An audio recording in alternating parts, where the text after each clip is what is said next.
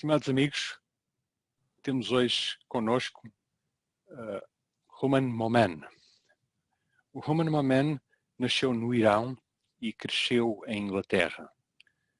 Formou-se em Bioquímica pela University College de Londres e concluiu o seu doutorado em Parasitologia na Liverpool School of Tropical Medicine em 1976. Em 1977 começou a trabalhar no Brasil, no Instituto Oswaldo Cruz, Fiocruz, no Rio de Janeiro, onde ocupou vários cargos, incluindo chefe de laboratório, chefe de departamento de Bioquímica e Biologia Molecular. Desde 1977 trabalhou no Brasil, no Instituto Oswaldo Cruz, no Rio de Janeiro, onde ocupou vários cargos, incluindo chefe de laboratório de Sistemática Bioquímica, chefe do departamento de Bioquímica e Biologia Molecular, vice-diretor de pesquisa do Instituto Oswaldo Cruz, coordenador do programa de pós-graduação em Biologia Molecular e Celular e editor da revista Memórias do Instituto Oswaldo Cruz. Entre 2001 e 2014, trabalhou na Organização Mundial de Saúde, onde desempenhou diferentes funções, incluindo editor do Boletim da Organização Mundial de Saúde, coordenador de imprensa da OMS, coordenador especial para a promoção do multilinguismo na OMS. Ruman Momen tem vários interesses de pesquisa e é autor de mais de 100 publicações em revistas internacionais revisadas por pares. É também membro de associações editoriais e conselhos editoriais de revistas académicas em todos os continentes. Desde a sua aposentadoria em 2017, ele tem estado envolvido em várias atividades, incluindo a coordenação por 2 vezes do colóquio IRFAN, em Acut, na Itália, e atualmente é professor do programa de mestrado em Saúde Pública do Instituto Bahá'í de Educação Superior, no Irão. Ruman Momen, mais uma vez bem-vindo, mais uma vez obrigado pela sua presença. A palavra é sua. Bom, obrigado, Marco, e obrigado ao Grupo Rochinal por este convite. Boa tarde para os amigos no Brasil e boa noite para os amigos em Portugal. Não sei se tem de outros lugares.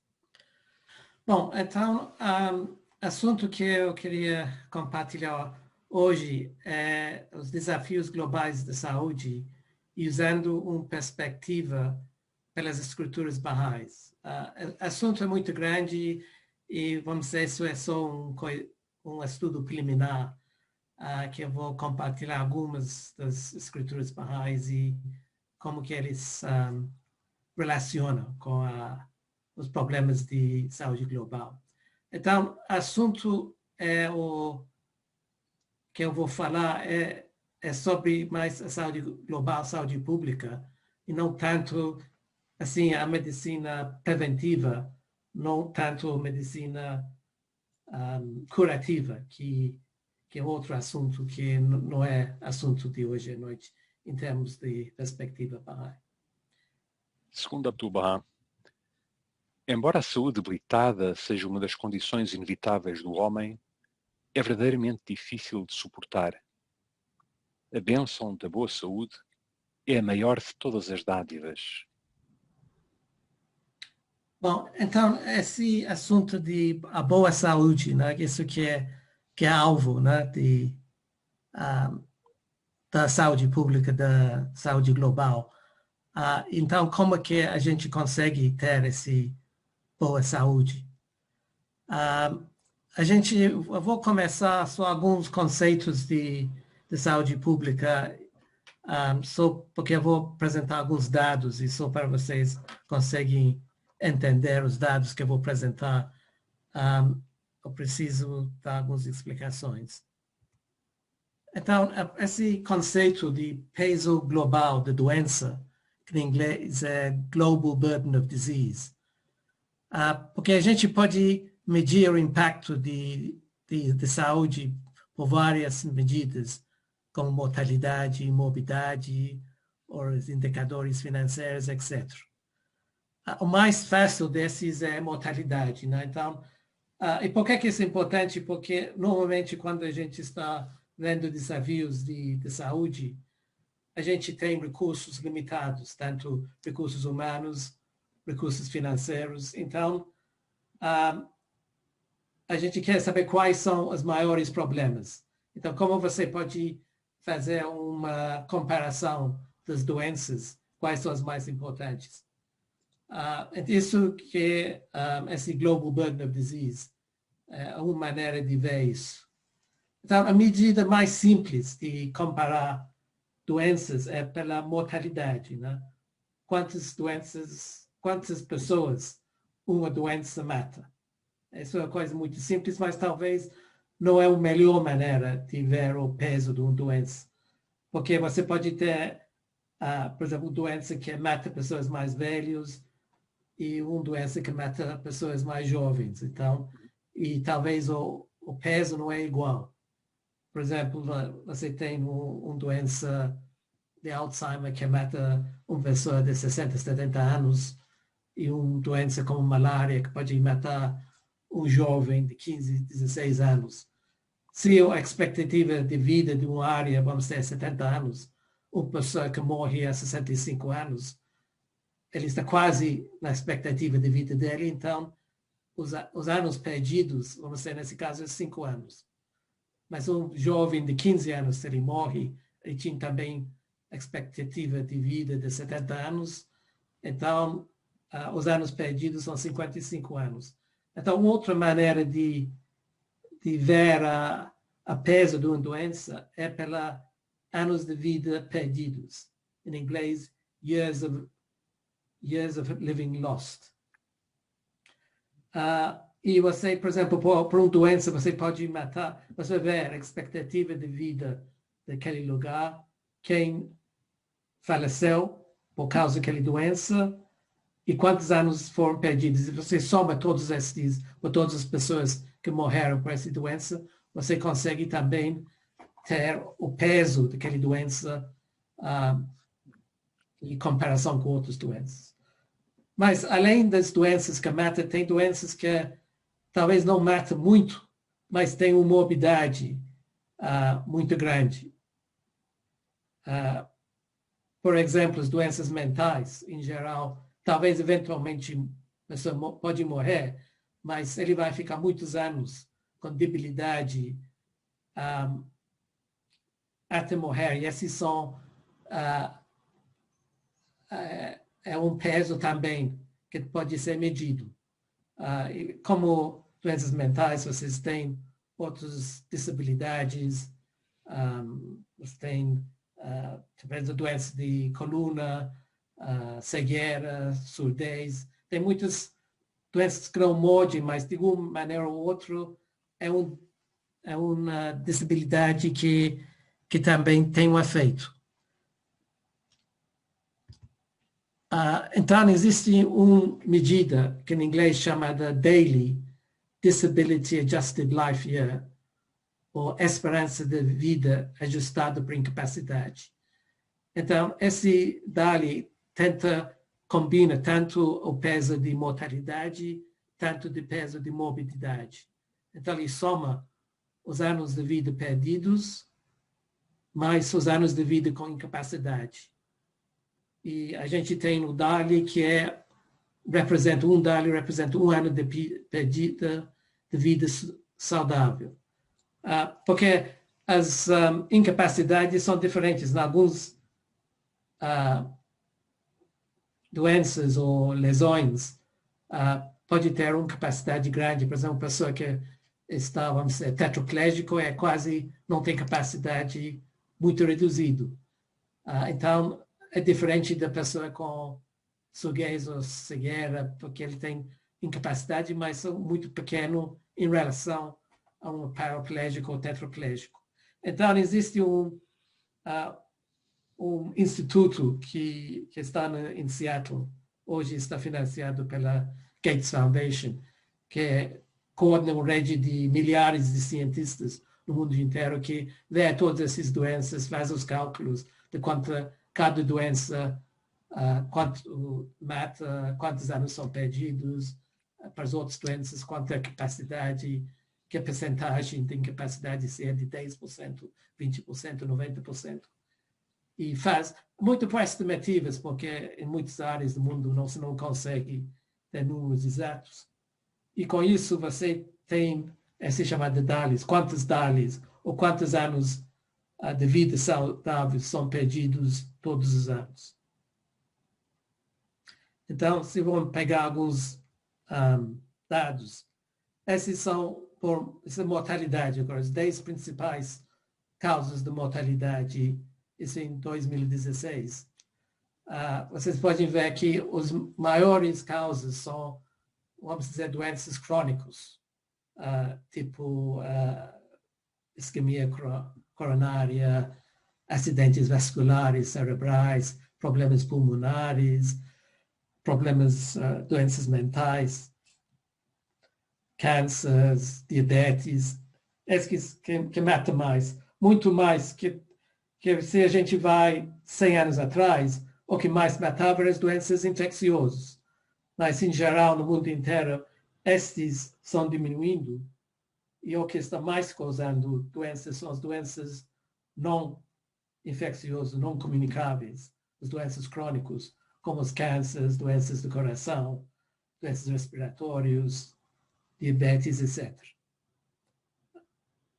A gente também pode ver isso para DALYs também. Então, aqui a gente pode ver que quando a gente, isso já inclui morbidade, né? Então, aqui vai aparecer coisas que não tem, por exemplo, as doenças musculoesqueletal, tipo as dores de coluna e outras doenças que não aparecem em mortes, mas quando você coloca os dias perdidos por esse tipo de doenças, então esses viram importantes. Tem as doenças neurológicas, as doenças mentais,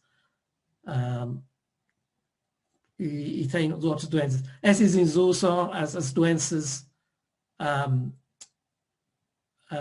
não comunicáveis, as doenças crônicas, e os vermelhos são as doenças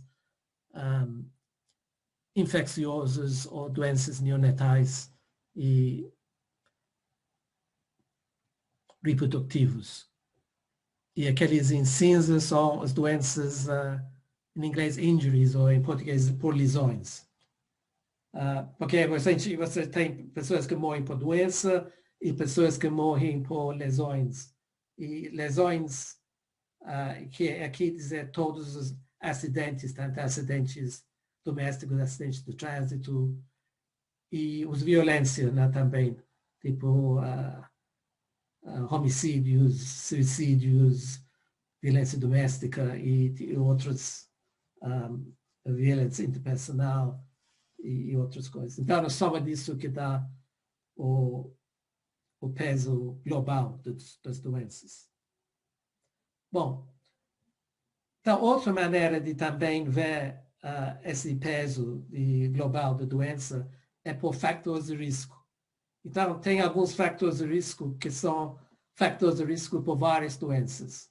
Por exemplo, baixo peso, consumo de álcool, consumo de tabaco, sexo inseguro, problemas de higiene, água, saneamento. Esses têm efeitos em várias doenças. Então, a gente também pode ver o peso global da doença por fatores de risco. E aqui são para aqueles DALYs, de novo, quais são os fatores de risco que mais contribuem para o peso global das doenças. Então, se lá em cima você tem pressão alta, depois fumo, depois açúcar, então você vê esses causam milhões de DALYs, né, por ano. Mas as coisas DALYs são por mortes, né? Isso é mortalidade. Então, você pode ver a mortalidade por cada um desses fatores de risco, e você pode ver também que dieta também é muito importante. Você pode ver aqui quantos fatores de dieta, esse lado esquerdo aqui. Você veja dieta pobre em grãos, em nozes, sementes, em vegetais, em fibra, legumes. Todos esses fatores são importantes e eleva esse peso global. de doenças. Ó vós, bem-amados de Deus, a experiência tem demonstrado o quão grandemente a renúncia ao fumo, às bebidas intoxicantes e ao ópio leva à saúde e ao vigor, à expansão e perspicácia da mente e à força física. Bom, então, esses três fatores, que são o fumo, o álcool e as drogas que são tipo ópio, né? As drogas psicoativas. Isso até em vários lugares Abdu'l-Bahá fala sobre essas três causas.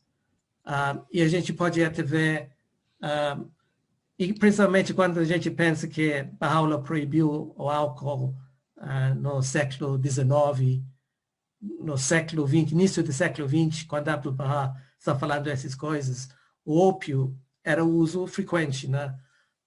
O Império inglês já tinha mandado navios para conseguir abrir o mercado da China para o ópio. Na Europa, a firma alemã Bayer, tinha criado a heroína, né, que é o derivado de ópio, e tinha até a heroína era marca comercial de Bayer, né? Então era vendido livremente em farmácias no início do século XX, sem prescrição médica, nada, né? Então, mas nessa época Abdu'l-Bahá já estava falando sobre o fumo, ninguém nem sabia que fumo era mau para a saúde, né? No extent que a gente conhece hoje. Bom, então, alguns dados sobre esses fatores. Então, álcool. Bom, consumo de álcool é associado ao risco de desenvolvimento de problemas de saúde e desordens mentais e comportamentais, incluindo dependência de álcool em si, doenças não transmissíveis, como cirrose de fígado, alguns tipos de cânceres, doenças cardiovasculares, assim como ferimentos e lesões, resultados de acidentes de trânsito, violência, suicídio, etc.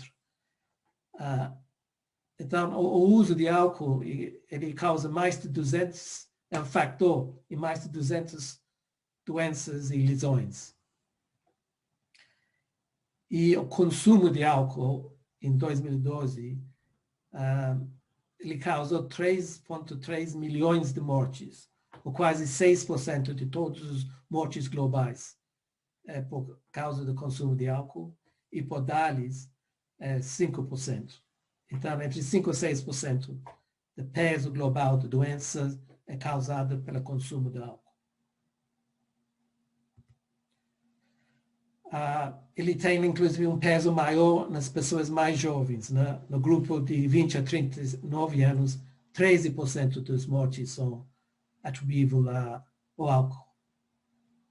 E tem causalidade entre o consumo de álcool até em doenças infecciosas, como tuberculose, sida. Esses também, o álcool é um fator de risco. E o álcool também tem outros efeitos sociais e econômicos significativos. Então, esse é o álcool. O tabaco. O tabaco mata mais de 8 milhões de pessoas por ano. 7 milhões são resultados diretos do tabaco. E outro 1.200.000 são não fumantes, né? Expostos à fumaça, esse tipo de fumaça segunda mão, second hand smoke em inglês. Né? E a gente pode dizer que morre uma pessoa a cada 6 segundos devido ao uso de tabaco. Ou 1 em cada 10 adultos que morre por causa do tabaco no mundo inteiro. E entre os homens, estima-se que 1 em cada 4, quase 1 bilhão de pessoas, são fumantes diários. E se esses não param de fumar, metade desses podem morrer prematuramente devido ao consumo de tabaco. Meio bilhão de pessoas podem morrer. E o tabaco já provocou 100 milhões de mortes no século passado. E as drogas também, dados similares, né? Que 265 milhões de pessoas usam drogas ilícitas regularmente, como cannabis, anfetaminos, opiáceos, cocaína, etc. Em torno de 5,6% que estão usando drogas ilícitas. Em torno de 31 milhões de pessoas que usam drogas sofrem perturbações, em geral, perturbações mentais, mas também físicos, pelo uso de drogas. Meio milhão de mortes por ano são atribuídos ao uso de drogas. E globalmente, mais de 30 milhões de dólares, por 1,3% do peso global de doença e incapacidade, são atribuídos ao consumo de drogas como fator de risco. Então, em resumo, esses três fatores que Abdu'l-Bahá fala, tabaco, álcool e drogas ilícitas, são causa de 11,4 milhões de pessoas que morrem por ano. Então, 350 pessoas morrem por consumo excessivo de álcool e drogas ilícitas anualmente, e mais da metade dos mortos por excesso de álcool e drogas são pessoas com menos de 50 anos. Portanto, esses 350 mil é consumo excessivo de álcool. Isso diretamente por causa de álcool. Isso fora de todos os outros fatores de risco e outras doenças que pessoas morrem por causa de álcool. Então, 1,5% do preço global de doença é resultado do vício de álcool e drogas ilícitos. Em alguns países, esse valor supera 5%. Então, esses são esses três fatores de risco que Abdu'l-Bahá fala. Em qualquer momento que médicos altamente qualificados tenham desenvolvido a cura das enfermidades através de alimentos e prescrevam alimentos simples, proibindo a humanidade de viver como escrava dos seus apetites lascivos, é certo que doenças crónicas e diversificadas diminuirão e a saúde geral da humanidade será muito melhor. Isto está destinado a acontecer.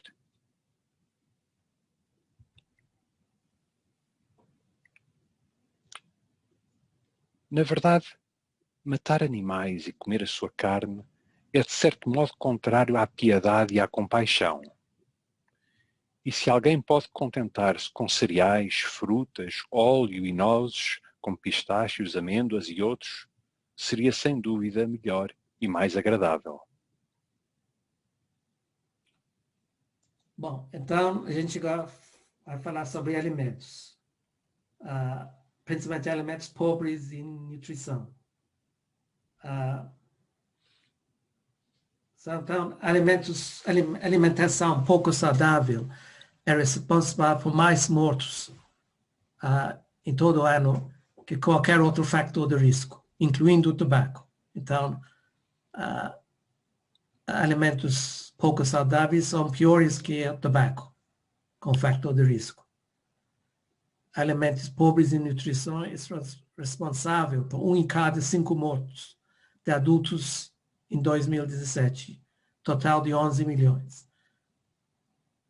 Em geral, cada ano morre em torno de 50, 60 milhões de pessoas, varia de ano em ano, quando tem pandemia de Covid, aumenta mais, mas é nessa faixa, né? Então, 11 milhões representa quase 20% das mortes por problemas na alimentação. E os principais fatores de risco de alimentação são consumo elevado de sódio, o baixo consumo de comida saudável, como cereais, frutas, nozes, sementes e vegetais, como que a gente vê, como aquela citação de Abdu'l-Bahá. E aqui são alguns fatores de riscos de alimentares individuais. Então, baixo consumo de frutas, quase 5 milhões de mortes, baixo do consumo de nozes e sementes, 2,5 milhões de mortes, baixo consumo de cereais, 1,7 milhões de mortes, e assim, por vegetais, 1,8 milhões de mortes. E aqui em percentagens de DALYs também, a gente vê de 1 a 4% de DALYs. Então, peso muito grande na alimentação.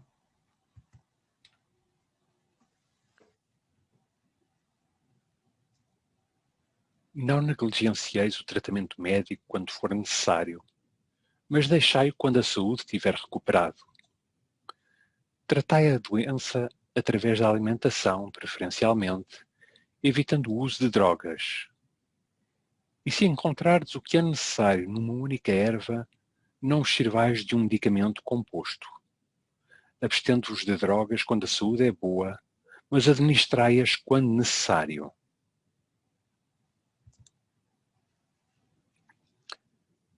Em todas as circunstâncias, devem guiar-se com moderação.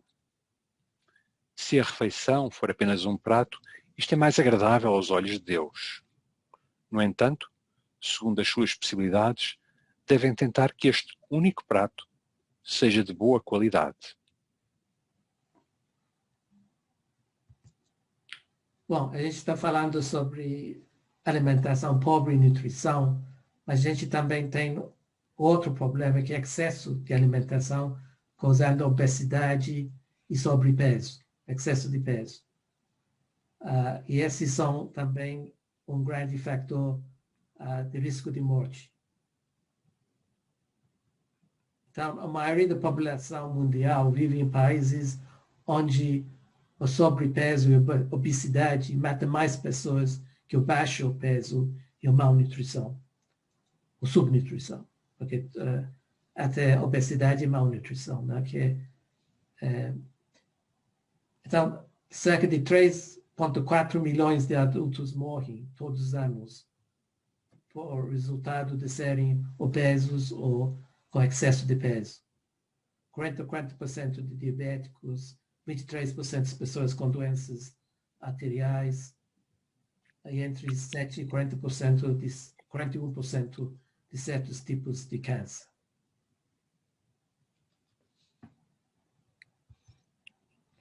Globalmente, a obesidade quase triplicou desde 1975. Mais de 1,9 bilhões de adultos com mais de 18 anos têm excesso de peso. E destes, 650 milhões são obesos. O problema é em todas as faixas etárias, não é só adultos. Né? Com adultos, 39% das pessoas acima de 18 anos têm excesso de peso e 13% eram obesos. Em crianças com menos de 5 anos, também 41 milhões têm excesso de peso ou são obesos.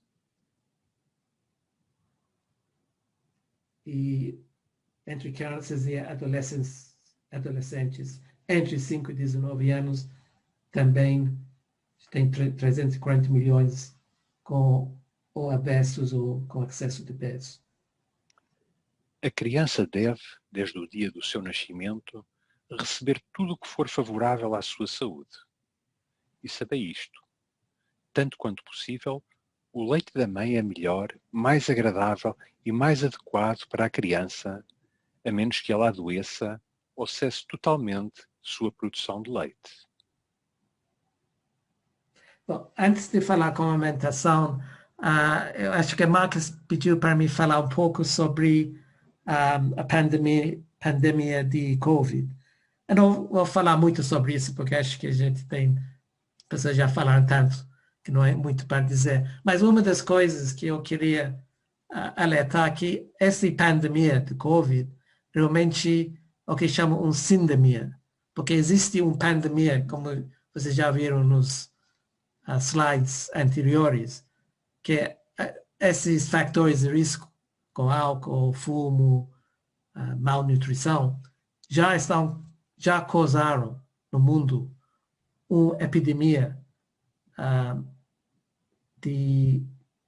da doenças crônicas, como doenças vasculares, doenças respiratórias, diabetes, doenças mentais. E essa pandemia de COVID, ele tem tanto mortalidade e morbidade, pois existia já no mundo uma pandemia de doenças crônicas causada por esses fatores de risco. E se a gente tinha uma população mais saudável, essa pandemia não tinha tanto mortalidade como a gente está vendo agora no Brasil, mas em todo o mundo.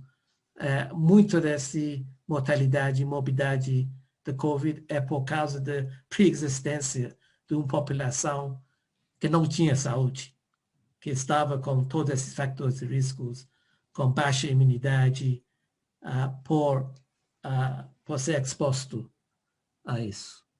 A gente vai voltar a falar um pouco mais tarde, mas enquanto a gente estava nesses fatores, eu queria só comentar sobre isso. Bom, voltando para a questão de amamentação.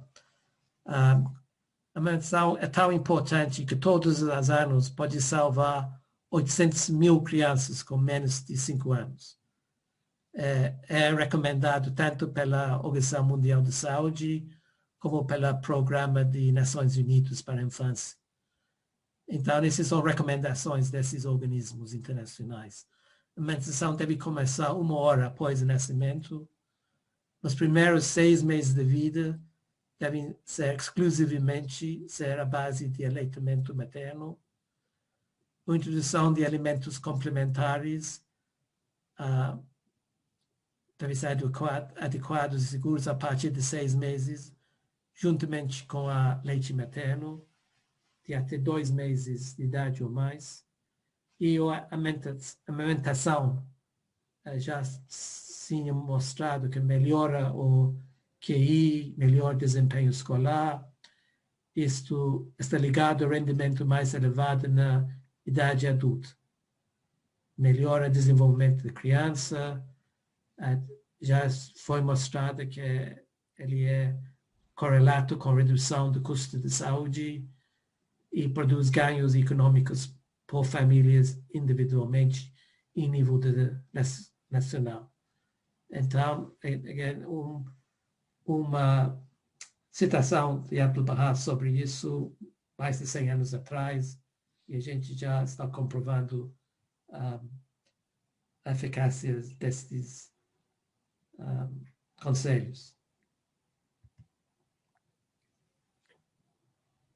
É certo que os pecados são uma poderosa causa de enfermidades físicas. Se a humanidade estivesse livre das conspurcações do pecado e da rebelião, e vivendo segundo o equilíbrio natural e inato, sem seguir para onde as suas paixões a levam, é inegável que as doenças não predominariam, nem se diversificariam com tanta intensidade.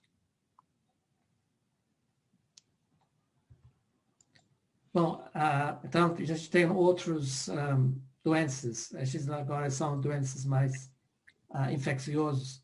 São as doenças sexualmente transmissíveis, né? E diariamente em todo o mundo, mais de 1 milhão de pessoas que contraem infecções sexualmente transmissíveis. Cada ano estima-se que são 357 milhões de novas infecções. As 4 principais doenças sexualmente transmitidas são clamídia, gonorreia, sífilis e tricomonosis. Tem mais de 500 milhões de pessoas com infecções genitais causadas por o vírus da herpes simples. Mais de 290 milhões de mulheres são infectadas pelo vírus da papiloma humana. E as doenças sexualmente transmitidas, como aquele causado pelo vírus da herpes simples. E outro é o HIV, o SIDA, né, que globalmente, em 2019, 38 milhões de pessoas tinham sido infectadas por HIV, 26 milhões de pessoas tinham acesso a terapias antivirais. Em 2019, 1,7 milhões de pessoas foram infectadas, 609 mil pessoas morreram de doenças relacionadas com a SIDA. Desde o início da pandemia, 77 milhões de pessoas já foram infectadas e 33 milhões de pessoas já morreram. Além disso, a educação da mulher é mais necessária e importante que a do homem, pois a mulher é a instrutora da criança desde a sua infância. Se ela mesmo tiver falhas e for imperfeita, a criança terá necessariamente falhas. Por isso, a imperfeição da mulher implica uma condição de imperfeição para toda a humanidade, pois ela é a mãe que cria, nutre e orienta o crescimento da criança.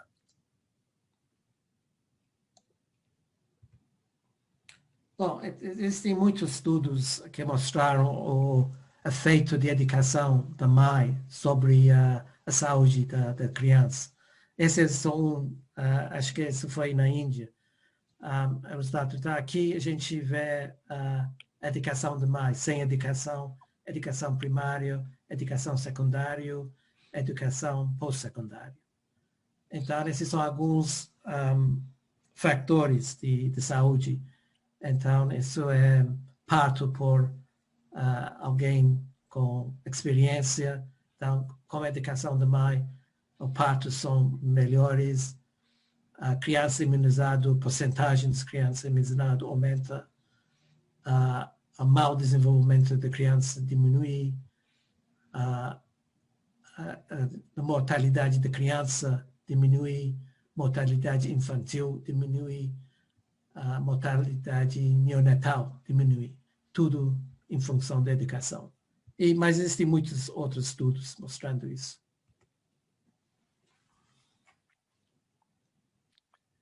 E além disso, as participantes deveriam preocupar-se com todos os meios de formação das meninas, com o ensino dos vários ramos do conhecimento, do bom comportamento, a fim de que estas meninas, criadas na cidadela de todas as perfeições e com a proteção de um caráter bondoso, quando elas mesmas forem mães, eduquem os seus filhos desde a primeira infância para ter um bom caráter e uma boa conduta. Então, de novo, é efeito de educação de meninas na saúde. Na saúde materna, o maior acesso das meninas. Esses são dados da Organização Mundial de Saúde. A maior acesso de meninas à educação melhora a saúde. Estima-se que para cada ano adicional de escolaridade, existe 2 mortes maternas por cada 1.000 mulheres. Na fertilidade, a educação de meninas ajuda as mulheres a controlar quantos filhos querem ter. E a maior educação de meninas tem efeito positivo na saúde dos filhos. O filho de uma mãe que sabe ler tem 50% de maior probabilidade de viver mais que 5 anos do que um filho de uma mulher analfabeta.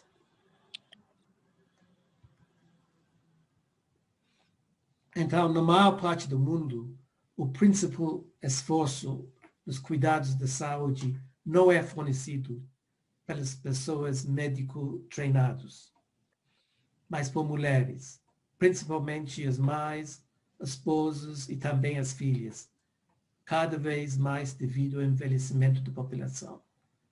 As famílias onde as mães foram educadas têm melhores resultados na saúde.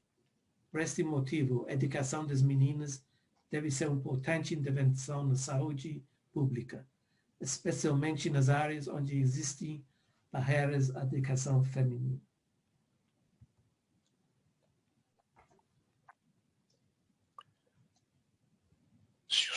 Se o suborno e a corrupção, hoje conhecidos pelos agradáveis nomes de presentes e favores, fossem extintos para sempre, isto ameaçaria os alicerces da justiça?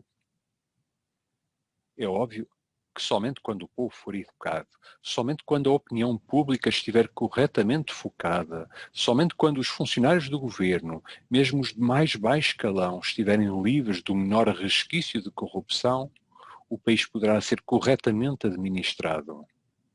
Somente quando a disciplina, a ordem e um bom governo atingirem um nível em que o indivíduo, mesmo que faça os seus maiores esforços, seja ainda incapaz de desviar-se da retidão, nem que seja por um fio de cabelo, poderão as desejadas reformas serem consideradas totalmente estabelecidas.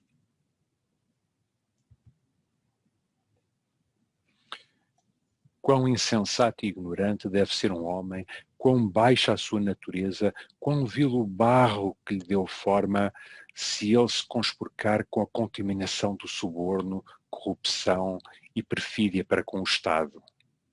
Em verdade, os vermes da terra são preferíveis a essas pessoas.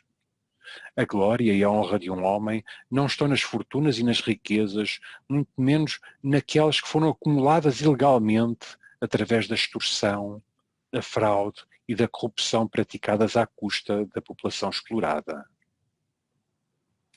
Então, a gente pode ver tão fortemente que Abdu'l-Bahá condena na prática de corrupção e suborno.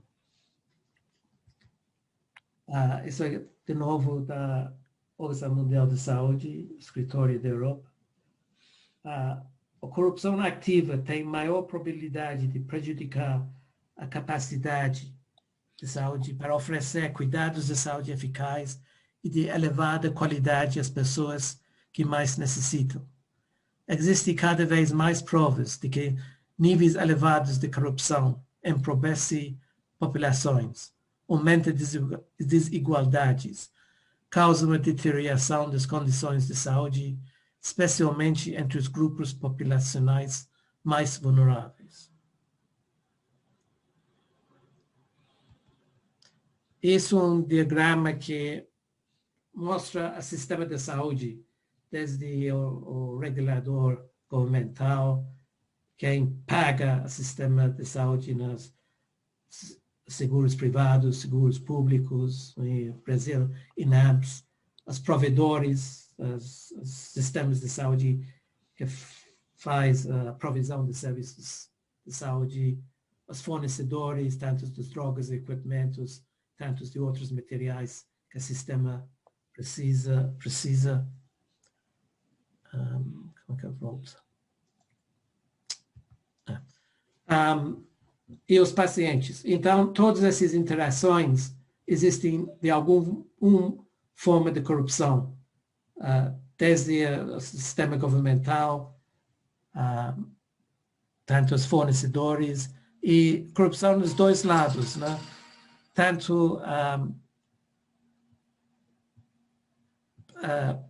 por exemplo, o fornecedor, ele pode tentar influenciar o sistema regulatório por lobby, outras maneiras, e o governador pode favorecer o fornecedor através da definição e aprovação de normas.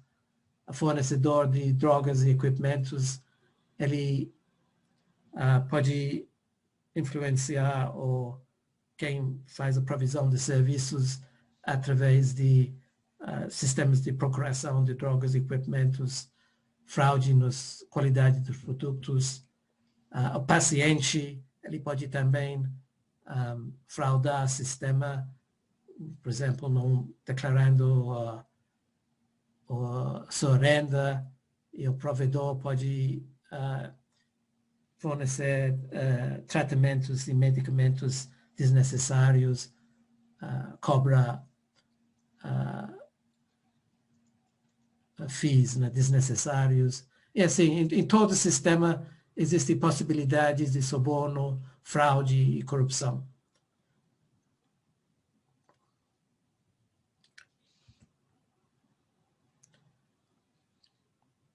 Então, o que a OMS fala é sistemas de saúde centrados nas pessoas. A importância do envolvimento da comunidade nas intervenções de saúde sucedidas. Isso é muito com o que os Baha'is também nos nossos sistemas e nossas atividades da comunidade também fala coisas similares. As pessoas não são apenas clientes passivos. Devem ser incluídas as decisões das pessoas sobre quais os problemas a serem abordados. A gente deve identificar as coisas primordiais e procurar soluções de longo prazo. Problemas globais de saúde, os problemas devem ser gerados pelas comunidades e não por peritos que vêm de fora. Sociedades e culturas, nas suas múltiplas histórias, valores e perspectivas.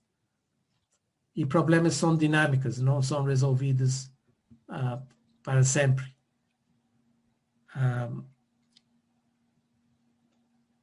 Volta, né? E você acha que você resolveu um problema, mas o problema volta, e por isso que é a importância da participação das comunidades nas intervenções.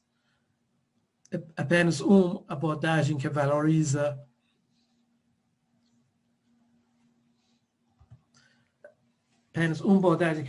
honra e inclui a participação das pessoas pode alterar a forma como eles tomam decisões sobre a sua saúde. Então, se a gente vai no Casa Universal de Justiça, nas suas recentes mensagens, eles sempre falam nesses 3 pilares, né? O indivíduo, a comunidade e as instituições. E se a gente olha para a saúde também, a gente vê que o que a gente precisa para aquela boa saúde, a gente precisa de indivíduos responsáveis, né? Essa é a citação de Abdu'l-Bahá. O povo de Deus supera todos os demais seres humanos. Que sejam líderes na vanguarda daqueles que têm o conhecimento devido à sua pureza, imaculabilidade, refinamento e preservação da saúde. Então, nessa frase, preservação de saúde, ele aparece em vários lugares nas escrituras de Abdu'l-Bahá. E isso é realmente uma responsabilidade do indivíduo que ele segue evitar todos aqueles fatores de risco que a gente fala para preservar a saúde e ter aquela boa saúde. Na área de comunidades, a gente precisa de comunidades que são resilientes. Isso é comunidades fortes. Eu vou ler. Então, é patente, então, como serão as provações e tribulações das almas santificadas, tão somente dádivas e graças a Deus, enquanto para o fraco são calamidade imprevista e súbita. Então, a gente precisa de comunidades que sabem lidar com dificuldades, com doenças, de uma maneira forte, que veja as soluções e não fica abatido quando vem a calamidade ou a doença. E a gente precisa também de instituições íntegras, longe de se fundamentar na subversão das sequeres da sociedade existente. Ele procura alargar a sua base e remodelar as suas instituições de maneira consoante com a necessidade do mundo sempre em transição. Isso é da Casa Universal de Justiça. Então, a gente, para ter uma boa saúde, precisa também todos esses aspectos funcionar. O que temos são certas linhas de orientação, indicações e princípios que serão cuidadosamente estudados por especialistas e nos anos vindouros, sem dúvida, provarão ser fontes inestimáveis de orientação e inspiração.